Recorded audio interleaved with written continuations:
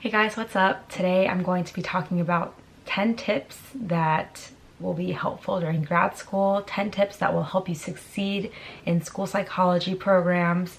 Some tips will kind of apply to all areas in life, you know, whether you're working, whether you're in high school, whether you're in grad school or in a school psychology program, and some will be really specific, and the tips will be for school psychology students. So let's get started. Before getting into it, make sure to like and subscribe for more content. It'll really help me out, and leave a comment. All right, tip number 1. Have a planner, whether that is on your Google Calendar, on your phone, or a physical planner. Have somewhere where you can write down meeting times, class times, when you're going to do your work, when you have extracurriculars or work schedule. It's a lifesaver. So I have one with an hourly schedule. It's like broken down into a week, and then broken down into days, and then within the days there's hourly slots, and then within the hours there's like 15-minute slots. And so that really helps me when I have different clients that I have to see, different meetings I have to go to. I put the specific information down for what's going on, what I did today, and it just really helps me keep track. And for school psychology, we have a lot of practicum classes, and so for that we have to go into different schools, we have to meet real clients, and that really helps to put everything down. You can kind of visualize everything and see what you have going on for the day. And also for homework assignments, because you are in school, you have assignments, you want to make sure you get those done in time. All right, tip number 2, make sure to read the manuals for assessments. When you're giving assessments, which is a huge part of school psychology, you need to know how to give them, how to score, you know, little like rules and things to do, things not to do during testing. And I feel like it's a factor that ruins your testing if you're just sitting there and reading the manual while you're administering it. It should never be like that. So right now we are taking real clients. I'm in my 2nd year of school psychology, grad school, and we have to administer a lot of tests. I've done 3 different testing sessions for one client, 3 hours each, and you have to be prepared when you go in, and that requires reading the manual. You can practice all you want, but you really don't know all the little rules until you read through the whole manual. It'll tell you what to do if the client does certain things, like ask certain questions, or if they start wandering off, or if they do something wrong. Sometimes like you're allowed to give them feedback, sometimes you're not. Sometimes you have to tell them to move on, or you have to tell them, oh, like, do you have an answer? And sometimes you're not supposed to do that. And so you want to make sure the testing session is all standardized. And so we're all humans, we make a lot of mistakes, but to minimize the mistakes and to make sure your test results are reliable, you want to make sure you read the manual thoroughly, you practice. This goes for all assessments for school psychology, and I'm sure it applies to other fields as well. But I think because you're doing so much assessment, especially in my program, it's so important to prepare yourself and read the full manual. The next few tips they apply to everyone, but do not procrastinate. For grad school, you get a lot of assignments. They might be timed differently depending on the classes that you have, right? But for my program specifically, we have class typically once a week for each of the classes, and so we might have class 4 times a week, but you only meet the class once a week. That doesn't make sense. Let me reel back. So we might have 4 different classes. One class might meet on Monday, one class might meet on Tuesday, and then like Thursday, Friday, let's say. So you're only meeting each class 1 time a week. You want to make sure you are doing all your reading. You know the assignments that are coming up. Don't wait until the last minute. Speaking from experience.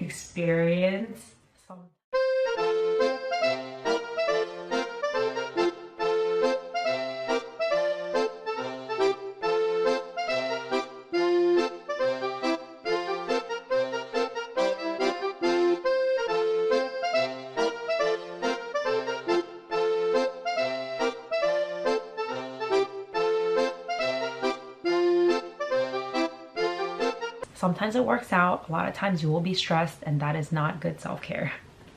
And so just make sure you're doing everything in a timely manner so that you're learning everything in depth. You know, you're in a training program and you want to make sure you're getting the best training possible, so when you go out into the work field or even during interviews, you know what you're talking about, you have that background knowledge, and you're paying for your school. For a lot of people in master's EDS programs and even some PhD programs, you are paying for your school. You really want that to be valuable, and it's so much better when you don't procrastinate. You're prepared for class and you go into class ready with that mindset and with that prior knowledge. It helps you to learn, soak in the information, to be interested in class. Don't procrastinate, and then prioritize. You're going to be really busy, whether you're in school full-time, whether you're also working, doing other extracurriculars, whether you're doing research, or you have some personal matter going on. You're going to be busy, so you have to learn to prioritize, whether that means, oh, like, you know, you have to do this assignment today and do another assignment next week, whether you need to skim over some readings, or if you need to take a personal day. Prioritize, but be smart about taking class time off, because that's my next tip. Tip number 5, go to class. I know in undergrad it's really easy to just skip some classes. You can find notes online, ask a friend to record for you. They don't really take attendance. In grad school, you have to go to class, or I feel like you miss a lot when you miss class, and that's actually like a personal thing for me. I hate missing class because even if you learn standard content and the slides are online, there's just little things that the professor might say in class that'll change the way you think, or the way you like conceptualize what you're learning in class, or even like little instructions about assignments. You know, they might be posted online, but what the professor says might be even more helpful. Yeah, just go to class. Number 6, take notes. This doesn't just apply to class, this applies to everything, everywhere, all the time. I always have a notebook and a pen with me, and if I don't have that, then I'll have my laptop or my cell phone. I'll always be taking notes, whether that means you're meeting with your supervisor and they're giving you feedback on a report or an interview or whatever you're doing. Take notes on what they say. If you're in a meeting at a school for practicum and you hear a lot of things that if you don't understand something, write it down. If you have a question about something, write it down. And then obviously for class, you want to be taking notes, because there's a lot of valuable discussion that happens during these long classes that we have. You want to make sure, like, of course you can sit there and understand, comprehend everything and take away something from that, but you're not going to remember everything. And you might have great memory, but I mean, it's not going to hurt you to write it down and to look back at it. And you don't have to look back at it, but if you have to, you have it. Next tip, befriend your classmates. This might be hard for some of you, whether it's your personality or maybe your classmates, you don't really bond with them very well, but really try to at least make a couple friends in your cohort or your class. Ours is a class of 13 and we have a group chat going with all 13 of us, and it's been so helpful for if we have questions about assignments, if we have, I don't know, like negative or positive feelings after a class or with a professor, or we can share practicum experience. You know, we can plan to do activities together just for, you know, social outings, bonding time. We're planning to go to NASP again next year, and we plan to get a house together so we can save money. It's just, it's so much better to do all of grad school with other people who are in your same position. You guys are all overwhelmed together, you guys have the same assignments, and even though I guess at the end of the day, like, you might see them as your competition for, you know, when you're applying for internship or a job, you're in the same program and you're learning together, you're having discussions with each other. I think it's really valuable to have those people during grad school, to have that support system and friends. Number 8, stay on top of research and current trends, current events. It's just really valuable as a psychologist because there's new research coming out all the time about different interventions, different assessments, so just really stay on top of that so you're on top of your game when it comes to content and your knowledge base, and then also current events and current trends, because when you're working in a school, you're working with kids, it's just so much easier to bond that way. And so whether you're like a younger psychologist or if you're a little older, it's just really important to be on top of that. So knowing about Fortnite and Fortnite dances, or like what kind of clothing is hip and cool, or like the music that's on trend, especially in middle school and high school. If you're trying to bond with these students, they won't see you as an outsider that they can't talk to. They'll think that you're hip, but of course, like while keeping boundaries with those kids, because you don't want them to think that you're a friend, but that you're relatable and that you can be cool too, you know, that so that they feel comfortable talking to you during assessment, during interviews, counseling, whatever it is.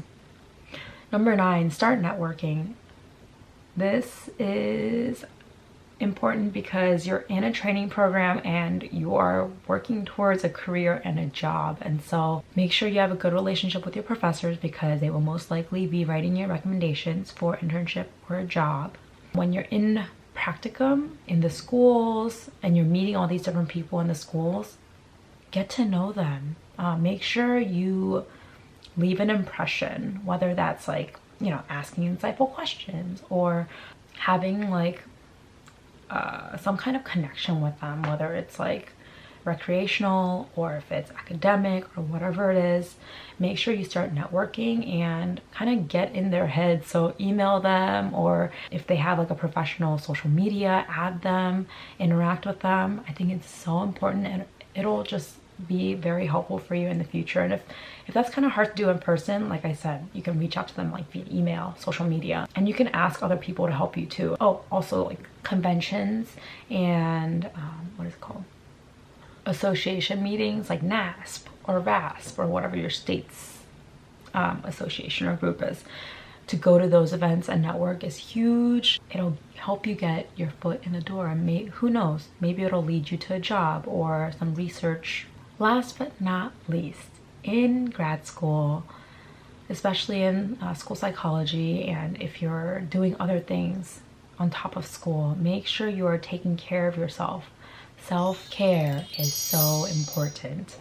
Have your own like list of things that you do or that you can do that'll make you feel better, that'll help you relax, kind of be mindful. And if you like getting manicures, pedicures, I love doing that once in a while to relax and to treat myself, or whether that means reading a good book, watching a movie, having your TV show, eating good food. You want to make sure you're getting your exercise and nutrients from healthy meals. So all that is so important. I think that comes first. Health is wealth, and with a healthy mind and healthy body, you will go and conquer whatever you have for this semester.